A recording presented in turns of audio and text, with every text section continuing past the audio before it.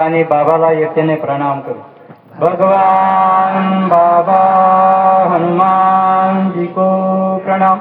मान त्यागी बाबा जुनदेव जी को प्रणाम. परमात्मा एक. नमस्कार. परमपूज्य परमात्मा एक सेवक मंडळ वर्धमान नगर नागपूर बाबाच्या आदेशाप्रमाणे शाखा उमरेड मौजा लिनाले राऊत येथे श्रीमान्य गणेशजी कोळे यांच्या निवासस्थानी नवे हवन पार पडले आणि त्या निमित्ताने एका भगवंताची चर्चा बैठक चालू आहे. आजच्या या चर्चा बैठकीमध्ये सृष्टीचे विधाता स्वयं भगवान बाबा हनुमानजी उपस्थित आहेत. भगवंताला माझा प्रणाम. तसेच मानव धर्माचे संस्थापक आणि अंधश्रद्धेतून मुक्त करणारे सर्वांचे सद्गुरू मान त्यागी बाबा जुनदेवजी उपस्थित आहेत. बाबाला माझा प्रणाम. तसेच बाबांच्या खांद्याला खांदा लावून चालणारी आणि बाबांना वेळोवेळी सहकार्य करणारी सर्वांची लाडकी मातोश्री वाराणसी उपस्थित आहेत. आईला माझा प्रणाम. तसेच परमपूज्य परमात्मा एक सेवक मंडळ वर्धमान नगर नागपूर अंतर्गत उमरेड परिसरातील आणि ह्या घरवाल्याचे मार्गदर्शक आणि आजच्या या कार्यक्रमाचे अध्यक्ष सन्माननीय मधुकररावजी शेंद्रे साहेब यांना माझा नमस्कार. तसेच परमपूज्य परमात्मा एक सेवक मंडळ वर्धमान नगर नागपूर माजी संचालक श्रीमान्य क्षीरसागरजी साहेब यांना माझा नमस्कार. तसेच आजच्या चर्चा बैठकीचे प्रमुख पाहुणे वंजारीजी यांना माझा नमस्कार. तसेच आपल्या उमरेड शाखेचे माजी संचालक श्रीमान्य धनराजी जिकटे साहेब यांना माझा नमस्कार. तसेच उमरेड शाखेचे माजी संचालक नरुलेजी यांना माझा नमस्कार. तसेच उमरेड शाखेचे कोषाध्यक्ष श्रीमान्य नितीनजी कडंबे साहेब यांना माझा नमस्कार आणि संपूर्ण मंच यांना माझा नमस्कार. तसेच आजच्या या कार्यक्रमामध्ये उपस्थित असलेले सर्व सेवक सेविका बालगोपाल सर्वांना माझा नमस्कार.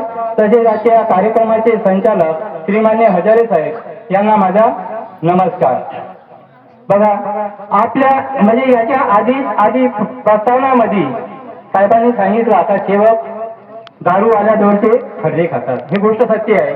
कारण का की ह्या मार्गात येवायच्या आधी मी अनेक मध्ये असताना मला दारूचा खूप व्यसन होता. मी दारू प्यायचा. आमच्या गावचा एक सेवक तो सेवक आणि मी उमरेडवरून जेव्हा आम्ही गावला निघालो याटोमध्ये बसलो आणि तोही त्याच याटोमध्ये आला आणि मी जेव्हा अनेक मध्ये असताना मला दारूच्या बिडीचा खर्ऱ्याचा सिगारेटचा असा व्यसन होता. जेव्हा याटोमधून आम्ही दोघंही उतरलो आणि त्या बसस्टॉप पासून आमचा गाव 1 किलोमीटर अंतर आहे. तिथून पायदळ जावं लागत होता. मी खर्रा काढला आणि तो खर्रा काढला.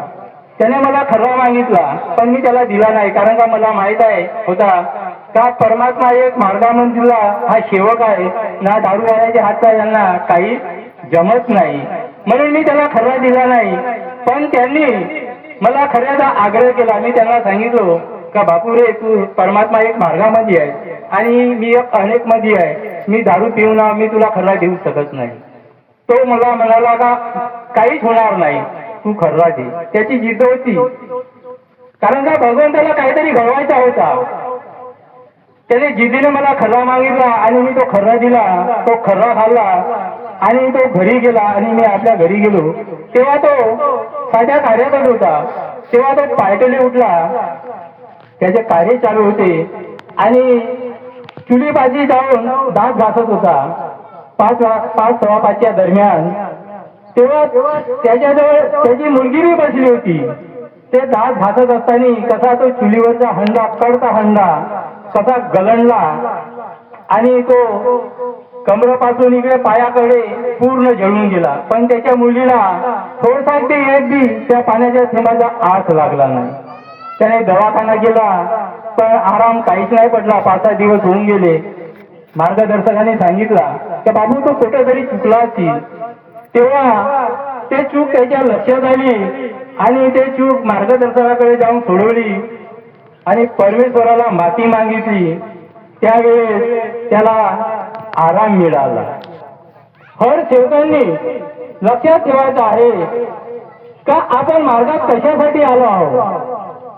आपण अनेक मध्ये असताना आपल्यावर दुःख काय होते काय नाही, आणि या मार्गात आल्यावर आपण त्यागी बनलो किंवा साध्या कार्यात बी राहिलो तरी काही सेवक ह्या मार्गाची जो दिशा आहे दिशा बदलवतात.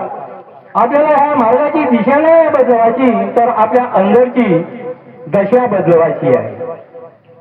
जोपर्यंत आपण दशा बदलवणार नाही तोपर्यंत आपल्याला दिशा मिळणार नाही. आता ह्या 2-3 दिवसाचीच गोष्ट आहे. जेव्हा मी सायंकाळी 7 वाजता प्रार्थना केली आणि जेवण खावण करून मला झोप लागली लवकर, मी 9 वाजता झोपलो. माझी घरवाली म्हणाली का ज्योत बारायची आहे तर गेट लावू का? मी म्हणालो जोपर्यंत झोप चालू आहे तोपर्यंत गेट लावायचा नाही, तू गेट खुलाच ठेव. तिने गेट खुला ठेवला आणि माझ्या वडील अनेक मध्ये आहे ते माझ्या जवळच राहतात, त्यांना बाथरूम कडे लागली आणि ते बाथरूम कडे जाऊन तो गेट लावला. आणि 10 वाजले असताना मला अचानक एक स्वप्न पडला, असा भयानक स्वप्न पडला. तसाच मला जाग आला. तर मला स्वप्न असा का पडला, कुठं तरी मी चुकलो. जेव्हा बघितलं होतं तर 10 वाजले होते. घरवालीला विचारलो का तू गेट लावली का?